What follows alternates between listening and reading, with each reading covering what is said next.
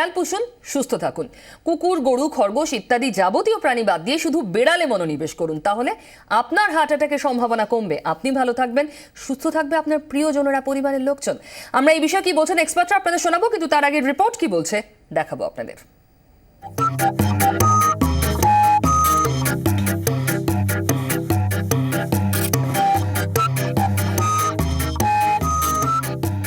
ভাবছেন বিড়াল পুষে আর কি করবেন?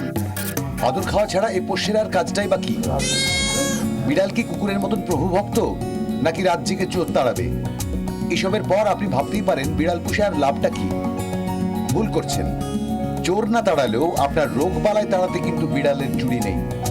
অবাক হচ্ছেন? সমীক্ষা কিন্তু এ কথাই বলছে।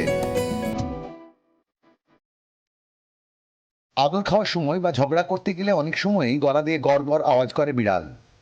বিজ্ঞানীরা বলছেন ওই আওয়াজেই রয়েছে সঞ্জীবনী সুধা। বিড়ালের গলার এই আওয়াজের কম্পাঙ্ক 25 থেকে 150 হার্টজের মধ্যে, আর এই শব্দব্রহ্মই সঞ্জীবনী। গবেষকরা বলছেন এই আওয়াজ মানুষের স্নায়ুকে শান্ত করে, কমায় মানুষের স্ট্রেস, শ্বাসকষ্টেও স্বস্তি দেয় এই শব্দ। বিড়ালের এই গড়গড় শব্দ মানুষের রক্তচাপ কমায়। 25 বা 50 হার্টজ কম্পাঙ্কের এই শব্দ হাড়ের চোট সারাতেও সাহায্য করে। মাংসপেশি, লিগামেন্টের চোট সারাতেও এর জুড়ি নেই। বিড়ালের এই গড়গড় শব্দের থেকে তৈরি হওয়া কম্পন সংক্রমণ কমায়। সব থেকে বড় কথা, বিড়াল পুষলে হার্ট অ্যাটাকের আশঙ্কা 40% কমে যায়। ঘরে নরম সরম আদুরে একটি বিড়ালের উপস্থিতি কিন্তু ভুলিয়ে দেয় বহু দুশ্চিন্তা। স্ট্রেস কমানোর ক্ষেত্রেও ওর হরেক খুনসুটির জুড়ি নেই। সমীক্ষা বলছে কুকুরের থেকে স্ট্রেস বেশি কমায় বিড়াল। আপনার হার্ট ভালো রাখতে বিড়ালই কিন্তু সহায়। আমেরিকার ইউনিভার্সিটি অফ মিনেসোটার গবেষকরা কিন্তু এমনটাই দাবি করেছেন। বিড়াল পুষলে হার্ট অ্যাটাকের সম্ভাবনা 40% কমে যায়।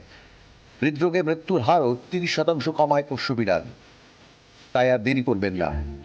সুস্থ, নিরোগ, স্ট্রেস ফ্রি জীবনযাপনের জন্য আজই বাড়িতে নিয়ে আসতে পারেন একটি ছোট্ট মিষ্টি বিড়াল।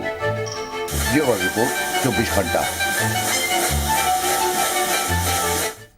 আমি জানি আপনাদের অনেক কিছু জানার আছে এই সম্পর্কে। ফোন করুন আমাদের 22342424 এই নাম্বারে। দুজন এক্সপার্টের সঙ্গে পরিচয়টা সেরে নিই। আমার সঙ্গে রয়েছেন বিশিষ্ট চিকিৎসক কার্ডিওলজিস্ট ডক্টর কুনাল সরকার। এছাড়াও আমার সঙ্গে রয়েছেন মনোবিদ অনুত্তমা ব্যানার্জি। আমরা দুজনের সঙ্গে কথা বলবো। আমি প্রথমেই ডক্টর সরকারের কাছে আসবো। এই তথ্যটা আমার কাছেও অজানা ছিল এতদিন, যে বেড়াল পুষলে 40% হার্ট অ্যাটাকের সম্ভাবনা কমে যায়। মানে একজন হার্টের পেশেন্ট যদি বাড়িতে 4টে বেড়াল রাখেন, তিনি অনেক দেরিতে মারা যাবেন অন্যদের তুলনায়। মানে এটা পিউ খানিকটা নির্ভর করছে যে আমরা এই পরিসংখ্যানটাকে কিভাবে ইন্টারপ্রেট করছি। তবে নিশ্চয়ই মানে এর মধ্যে যেমন একটা আশ্চর্য আছে, তেমন খানিকটা ফ্যাক্টও আছে। কারণ প্রথম বোধহয় 2008-9 এরকম একটা সময় কিছু কিছু সোশিওলজিক্যাল বা আমার মনে হয় মেন্টাল ওয়েলফেয়ার নিয়ে যারা কাজকর্ম করেন, তো তারা এরকম কিছু কাজকর্ম করেছিলেন, যারা দেখিয়েছিলেন যে যাদের বাড়িতে পোষ্য আছে, এবং ঘটনাটা কি যে যত মানুষের বাড়িতে পেটস থাকে, পোষ্য থাকে, তাদের দেখবেন বিড়াল পোষাটা সবচেয়ে প্রায় সহজ।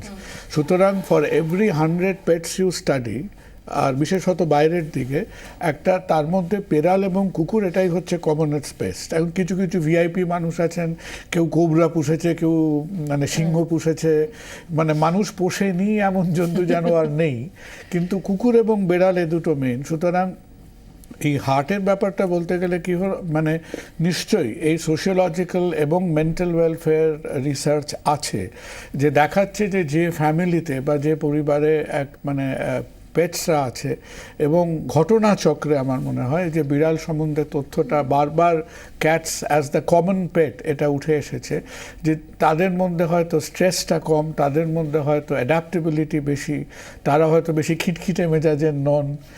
আর এবং তারপরে ঘুরে ফিরে এটাও দেখা গেছে যে স্ট্রেস রিলেটেড নানান ডিসঅর্ডার তাদের মধ্যে কম হয়, এবং খানিকটা হয়তো আমরা বলবো সেটা তো হওয়াই স্বাভাবিক, কারণ তারা যেখানে রিল্যাক্স করতে পারছেন, যাদের মধ্যে তাদের সারা দিনে নানান রকম অশান্তি, নানান রকম চড়া সুরে বাঁধা দিনটাকে এসে একটা একটা সুন্দর একটা ছোট্ট বেড়াল বা একটা ছোট কুকুরকে বুকে ঝাড়িয়ে আপনি ভুলে যেতে পারছেন, তো সেই সুযোগটা হয়তো বাড়িতে যাদের ছোট বাচ্চা থাকে তাদেরও তো একই রকমের একটা আর্জ থাকে বাড়ি আমার ফেরার? মনে হয় আমার মনে হয় না যে তা নয়, আমার মনে হয় কারণ a lot of it is actually linked with the concept of stress.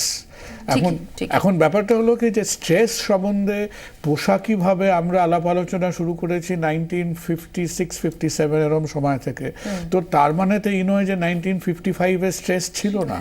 একদম। It is not আসলে that. স্ট্রেস কমায় বলে আরো তার সঙ্গে রিলেটেড অনেক কিছু ভালো হয়ে যায়। নিশ্চয়ই, আমি আরো ডিটেলে জানবো ডক্টরের কাছ থেকে, কিন্তু তার আগে অনুত্তমার থেকেই আমি জানি মানে এই যে একটা বেড়াল একটা কুকুর বা একটা গরু একটা খরগোশ পোষার থেকে ডিফারেন্ট কোথায়? আমি এখানে শুরুই করব এটা বলে একটু কিছুটা সেলফ ডিসক্লোজারও হবে যে আজকে আমি একজন শুধু মনস্তত্ত্ববিদ নই, আমি কিন্তু পার্সোনালিও একজন ক্যাট লাভার। এবং সিগমন্ড ফ্রয়েড, যিনি বিখ্যাত সাইকোঅ্যানালিস্ট, তিনিও বলেছিলেন যে time spent with cats is never wasted. তো সুতরাং কোথাও কিন্তু বেড়ালের থেকে আমার মনে হয় যে ডক্টর সরকার খুব কারেক্টলি বলছিলেন যে বেড়ালের অ্যাভেলেবিলিটি অনেক বেশি। এবং আমার মনে হয় দু একটা জিনিস যদি আমরা একটু দেখি, প্রত্যেকটা প্রাণীরও তো কিছু নিজস্ব বৈশিষ্ট্য আছে। তো যখন আমরা একটি পেটকে রাখি, আমরাও কিন্তু তার থেকে এক ধরনের লার্নিং প্রসেসের মধ্যে চলে যাই। বেড়াল আমাদের অনেক বেশি টলারেন্ট হতে শেখায় বলে আমার মনে হয়, কারণ সে কিন্তু একটা সলিটারি অ্যাক্টিভিটিতে থাকতে পারে এবং সবসময় যে সে আমার অ্যাটেনশন দাবি করবে তা নয়।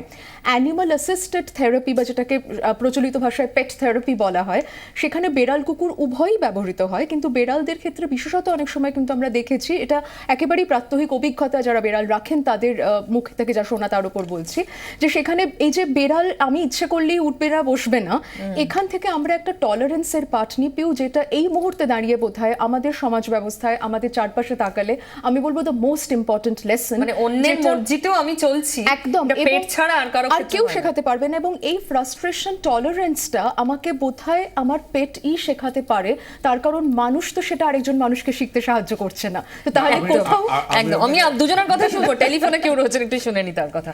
বলুন, কে বলছেন? হ্যালো। হ্যাঁ, হ্যালো। হ্যাঁ বলুন। বিরবি থেকে শিবু পাল বলছি। হ্যাঁ হ্যাঁ বলুন। বলছি পিউদি, আজকে ধন্যবাদ যে আজকে বিষ নেই। এতদিন বিষ ছিল, আজকে বিষ নেই। দেখ, বিষের থেকে বেঁচেছি। বলুন। আচ্ছা, ঘটনা হলো বিড়াল থেকে উপকারিতা শুনলাম, কিন্তু বিড়ালের লালা বিষাক্ত, বিড়াল থেকে নানান রোগ ছড়ায়। এইটা যদি একটু এক্সপার্টরা একটু ভালো করে ডিসকাস করে। নিশ্চয়ই, অনেক ধন্যবাদ। আরো কেউ রয়েছেন টেলিফোনে, বলুন। শুভ সন্ধ্যা, আমি শ্রীকড়া থেকে মানবেন্দ্র কথা বলছি। বলুন। বিড়ালের প্রতি মানুষের যে একটা মানে কি বলবো আসক্তি ছিল, আজ যে দূর করতে পারা গেছে টিভি স্ক্রিনের মাধ্যমে, এই জন্য আমি 24 ঘন্টা টিভিকে অসংখ্য ধন্যবাদ জানাই। কারণ আমার বাড়িতে ট্র্যাডিশনালি বিড়াল 100-40-50টা বিড়াল ছিল, এখন 14টা বিড়াল, 2টা কুকুর। অনেক ধন্যবাদ। মানে আপনি এমনি খুব ভালো আছেন বোঝা যাচ্ছে। আমি ডক্টরের কাছে আসবো। এটা তো ঠিকই, খুব প্রচলিত ধারণা বেড়ালের লোম থেকে বাচ্চাদের শরীর খারাপ হয় এবং মারাত্মক কিছু রোগও হয় বিড়ালের থেকে। দেখুন, সেটা যে কোনো পশু পাখির থেকে হতে পারে। এবং এটা জানবেন যে একজন মানুষের থেকে একজন মানুষের যত রোগ সংক্রমণ হওয়ার সম্ভাবনা আছে, তা আমরাও কিন্তু খুব একটা মানে ইনোসেন্ট জীব নই। হ্যাঁ, একটা মানুষ আর একটা মানুষকে যত রকমের ইনফেকশন দেয়, সেই তুলনায় হ্যাঁ যেটা হয় যে আপনার যাদের ক্লজ আছে, কোয়াড্রুপেডস, টিথ বর্ন, কিছু রেবিস ভাইরাস, কিছু অন্যান্য এতে, সেটা আমাদের কেয়ারফুল হতে হবে। কারণ প্রত্যেকটা অ্যানিমাল স্পিসিসের কিছু পিকিউলিয়ার ইনফেকশনের ব্যাপার থাকে, তার অনেকটাই আজকে আমরা জানি এবং সেটার সম্বন্ধে আমরা সাবধানতা বা প্রতিষেধক আমরা নিতে পারি। তো একটা মজার গল্প বলি যে আমাদের বাড়িতে একসময় একজন ছিলেন যার যে কোনো সময় 50 থেকে 60টা বেড়াল থাকতো যার কাছে। এবং সেই ভদ্রলোক একসময় বিয়ে করলেন, এবং বিয়ে করার পরে প্রথম হলো যে হি হ্যাজ টু চুজ যে সে 50টা বিড়ালকে রাখবে না তার দাম্পত্য জীবনের সুখ রাখবে। এবং এই 50টা বিড়ালের সঙ্গে সে দাম্পত্য সুখ রাখতে পারলো না। He ended up in separation in about 6 months time. separation from whom? The marriage No, of the cats? from the wife, not from the cat. Okay. Okay. So he kept the cats and he separated from his wife. Okay. মানে উনি বুঝে গিয়েছিলেন যে জীবনের আসল সুখ বেড়ালে। সত্যি। সুতরাং মানে হাজার হোক কুকুর বেড়াল যাই করুক, ভালোবাসাটা দেয় কিন্তু প্রতিবাদের ভাষাটা নেই আর কি, যেটা বাড়িতে সব সময় হয়ে ওঠে না। একদম। মানে আরো একজন এক্সপার্ট চিকিৎসক আমার সঙ্গে রয়েছেন, ডক্টর সরকার, একটু তার কথা শুনে নি। ডক্টর অমিতাভ দত্ত, আপনি কিভাবে এটাকে ব্যাখ্যা করবেন? বেড়াল বাড়িতে পুষলে হার্ট অ্যাটাকের চান্স কমে যায়, নার্ভ অনেক স্ট্রং হয়ে যায়। প্রথমত অনেক ধন্যবাদ বিড়ালের ওপর এত সুন্দর একটা আলোচনা আয়োজন করার জন্য। আমি প্রথমে একটা তথ্য কোট করব তাসলিমা নাসরিন বিতর্কিত লেখিকা যিনি, তার একটা লেখা কিছুদিন আগে পড়ছিলাম বেড়াল নিয়ে। তাতে উনি লিখেছেন পৃথিবীতে যে প্রাণীটি সবচেয়ে বেশি পোষা হয় সেটার নাম হচ্ছে বেড়াল। আমি একজন সরকারি চিকিৎসক এবং তারপরে আমি চিকিৎসকদের সবচেয়ে বৃহৎ সংগঠন IM এর আমি রাজ্য কোষাধ্যক্ষ। আমি প্রথমে সরকারি চাকরি করি এবং তারপর সংগঠনের দপ্তরে যাই। করে আমি যখন রাত্রিবেলা বাড়ি ফিরি তখন আমার সেই পোষা হুলো বেড়াল, প্রথমত বলে রাখা দরকার আমার কোনো সন্তান নেই, আমি নিঃসন্তান। এই পোষা হুলো বেড়ালটির বয়স 10-এর ওপর। সে এসে আমি যখন স্নান টান করে একটু রিল্যাক্স করি তখন সে আমার কোলে উঠে বসে। তাকে আদর করে সত্যি আমার সারাদিনের স্ট্রেসটা কেটে যায়। এবং এই যে পারিং আওয়াজটা, যেটা গড়গড় আওয়াজ বললেন, সেই পারিং আওয়াজটা সত্যি সে করতে থাকে। আমি জানি না এতে আমার বেনিফিট হয় কিনা। যারা অ্যাজমা স্পেশালিস্ট তারা একদম কট্টর, তারা তো বলেন বাড়িতে বিড়াল থাকলে ওই অ্যাজমা হবেই বা ওটাই অ্যাজমার জন্য স্টিমুল্যান্ট। কিন্তু আমি এটাই বিশ্বাস করি না। আমার প্রচন্ড স্ট্রেস ফ্রি লাইফ। একটি বিড়াল সে আমার সঙ্গে উঠে শোয়ে বসে 24 ঘন্টাকে অনেক ধন্যবাদ। তাকে ভিজিট করতে আবার 2টো গার্লফ্রেন্ড বাইরে থেকে আসে, তাকেও আমরা এন্টারটেইন করি। কিন্তু যথেষ্ট স্ট্রেস কমিয়ে দেয়, যথেষ্ট স্ট্রেস কমিয়ে দেয়। এবং আপনি আমি আমার এভাবেই ভালো থাকুন ডক্টর দত্ত, অনেক ধন্যবাদ। আপনার যে অভিজ্ঞতা আপনি আমাদের সঙ্গে শেয়ার করলেন। আরো কেউ রয়েছেন টেলিফোনে, বলুন। হ্যালো, হ্যাঁ বলুন। আচ্ছা দিদি ভাই, আপনারা তো বেড়াল পুলে মানে হার্ট অ্যাটাক কমে যায় বললেন, কিন্তু বেড়ালের লোম থেকে তো অ্যালার্জি রোগ হয় বা ডিপথেরিয়া রোগও হয়, যে আবার বেড়ালের লালা থাকে, সে বিষয়ে কি বলবেন? ধন্যবাদ, আপনি শুনতে থাকুন। আর কে রয়েছেন টেলিফোনে? হ্যালো,